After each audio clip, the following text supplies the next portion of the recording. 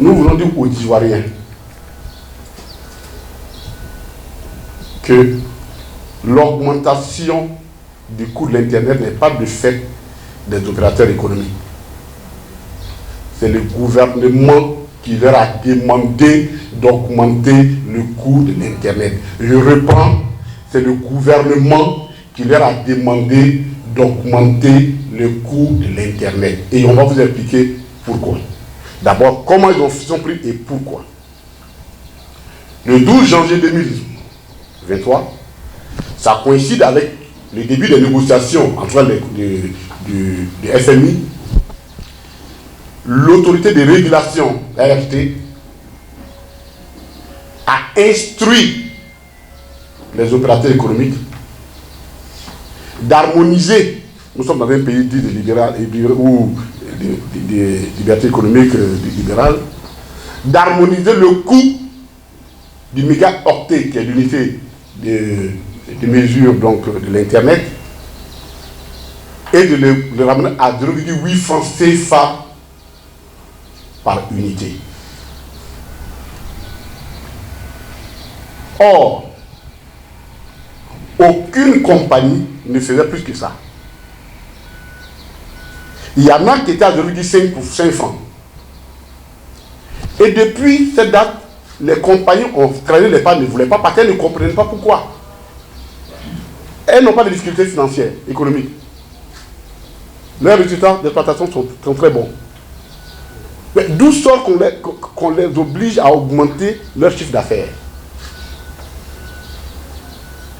Donc, certains opérateurs, je ne dirais pas les noms, qui facturaient, et tout d'ailleurs, hein, c'était cette fourchette-là, autour de 0,5 francs le mégaoctet, on les oblige à facturer à 0,8 francs le mégaoctet. Et le 23 mars, l'autorité de régulation réunit les opérateurs et leur dit que s'ils ne font pas ça, ils vont être sanctionnés. On va leur mettre une amende de 6 milliards de francs CFA pour celui qui ne va pas s'appliquer cette mesure-là, d'augmenter le coût de mégaoctet. Donc celui qui était à 0,5 qui passe à 0,8, ça fait une augmentation de 60%. Maintenant, c'est comme ça ils se sont pris. Maintenant, pourquoi ils ont fait ça? Ils ont dit non, c'est pour recouvrir la Côte d'Ivoire du G5. Tous les techniciens qui nous avons interrogés sont avant la CAN. Ils disent, j'ai fait ça avant la CAN. La CAN qui est en janvier là. Tous les techniciens à la matière nous disent que ce n'est pas possible. Nous n'avons pas les dispositifs pour faire ça avant la CAN. Donc c'est faux. L'argument sur la CAN, c'est faux. Et puis je ne vois pas en quoi on ne peut pas fonctionner sur le G4, le 4G.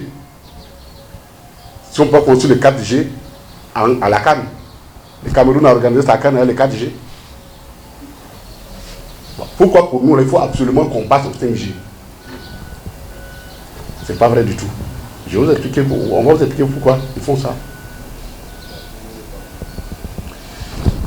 La quasi-totalité, depuis 2011-2012, le souffre-douleur du gouvernement ivoirien en matière fiscale, ce sont les opérateurs économiques, de la téléphonie rurale, de la téléphonie.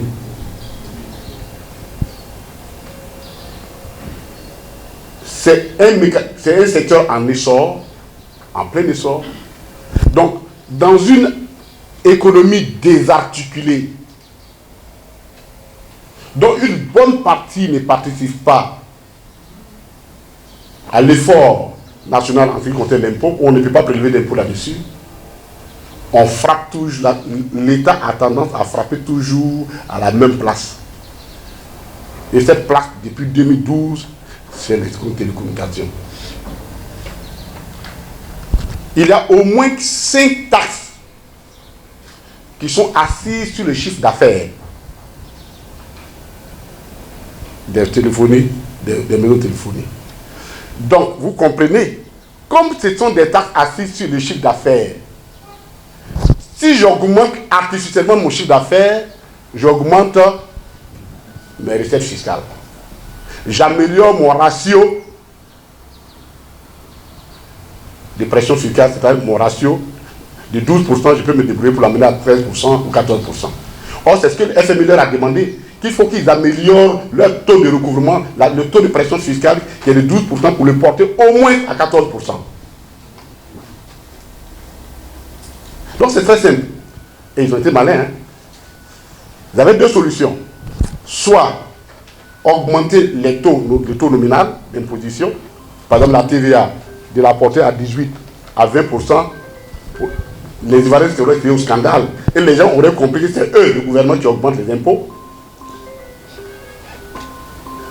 Ou d'augmenter en tout cas tous les taux, les autres taux, des augmenter. Non, c'est un rapport. Je n'augmente pas le taux pour me cacher et je demande aux opérateurs économiques d'augmenter votre chiffre d'affaires. Ça revient au même résultat. Mais moi, on ne me verra pas. C'est vous qu'on va voir. Je ne sais pas si vous avez compris, vous voyez un peu le mécanisme. Pour ceux qui nous suivent, la TVA est de 18%. Si je veux augmenter mes recettes de TVA, j'ai deux choses. Soit je porte la TVA à 20%, ou alors je me débrouille pour augmenter le chiffre d'affaires, puisque c'est assis sur le chiffre d'affaires. Si j'augmente le chiffre d'affaires et que j'ai le même taux, mes recettes augmentent. Ce n'est rien d'autre que l'une des recommandations des FMI qu'ils ont voulu appliquer au secteur des téléphonies. Voici la réalité. Ce ne sont pas les opérateurs économiques qui se sont réunis pour dire, pour une fois, il faut qu'on leur dise que ce n'est pas leur fait. C'est pourquoi vous avez vu que c'est le gouvernement qui est venu dire et suspendre.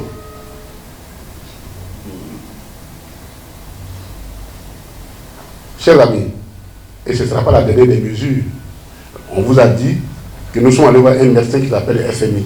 Il donne des médicaments très amers. Nous allons en boire beaucoup. Apprêtons-nous à en boire beaucoup. Et c'est l'échec des 10 dernières années de la politique ivoirienne. Le chèque, c'est-à-dire la déperdition des acquis du PPTE obtenus de haute lutte par le président Laurent Gbagbo. Nous sommes en train de reconstituer, de revenir. C'est ce que ça veut dire. Il ne faut pas. Bon, on appelle PPTE. Bon, je m'appelle Kone Katinan. Si demain je change mon état civil pour dire je m'appelle, c'est le même Kone Katinan. On n'appelle plus ça PPTE. Mais ils ont fait un mécanisme pour accompagner ces pays-là. Et le médecin qui s'appelle FMI, vous prescrit des conditionnalités drastiques. Ils ont essayé au niveau de la téléphonie, ça n'a pas marché. Ils vont chercher ailleurs. Puis c'est la condition pour bénéficier des fonds.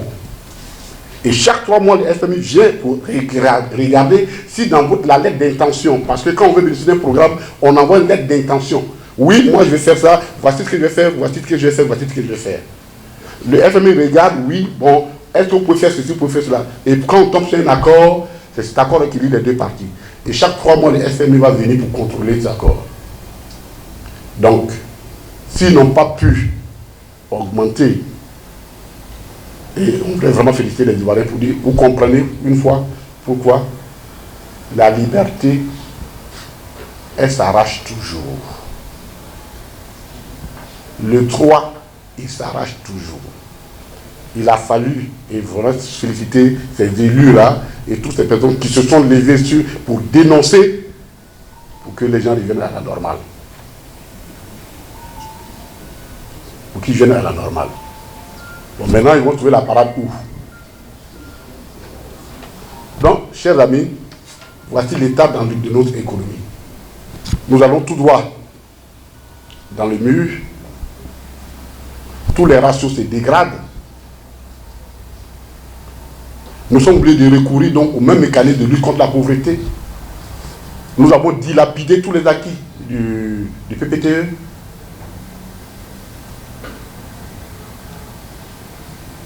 Et nous sommes donc sur un plan d'ajustement du FMI. Mais c'est pas mal.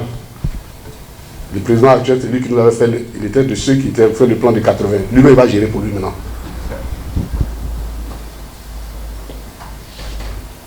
Chers amis, un pays, ce n'est pas le blim-blim. Un pays, c'est quelque chose de plus sérieux. Ça se construit étape par étape. Ça se construit solidement. Le blim-blim, ça relève de la propagande. La propagande sert un moment, mais elle ne peut pas être le fondement d'une politique, toute la politique d'un pays. Donc, de l'émergence promise en 2020, nous sommes tombés dans la pauvreté, dans la catégorie des pays pauvres, à faible revenu. Ce n'est pas le PPAC qui le dit, c'est le programme, c'est le remède prescrit par le FMI qui le révèle.